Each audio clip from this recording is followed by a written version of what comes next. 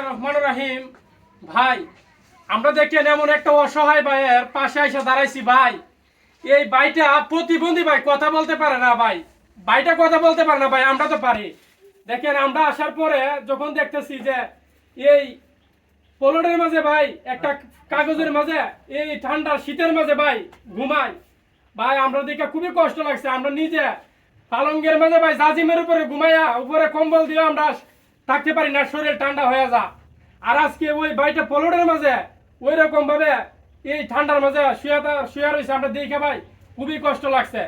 তারপরে আমাদের মানবিক টিমকে নিয়ে আসারা আজকে ওই বাইটার জন্য একটা কম্বল নিয়ে আসি, যাতে ভাই এই ঠান্ডার মাঝে একটু কইলেও শান্তিতে ঘুমাইতে পারে এই প্রতিবন্ধী ভাইটা।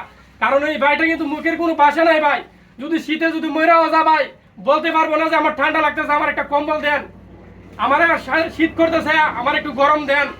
এই জন্য আমরা দেখা সাইরা আমরা মানবিক টিমে একটা উদ্যোগ নিছি যে বাইরের একটা কম্বল দিয়ে আসারা কিভাবে একটু শান্তিতে রাখা যায়। তাই আমরা একটা কম্বল আনছি, আর সবাই দোয়া করবেন। আর আমরা যত জায়গায় যাইতেছি প্রত্যেকটা জায়গার মাঝে দেখতেছি এরকম প্রতিবন্ধী, কথা বলতে পারে না, জায়গা জায়গা আছে ভাই। সবাই সবার জায়গা থেকে প্রত্যেক জায়গার মাঝে এরকম অসহায় মানুষের পাশে দাঁড়ান। সবাই একটু একটু করে মানুষকে একটু এই প্রতিবন্ধী ভাইদেরকে একটু সাহায্য করেন, এরকম একটু উপকার করেন। দেখেন আমরা এই ভাইটারে কম্বলটা দিতেছি, সবাই দোয়া করবেন আমাদের জন্য।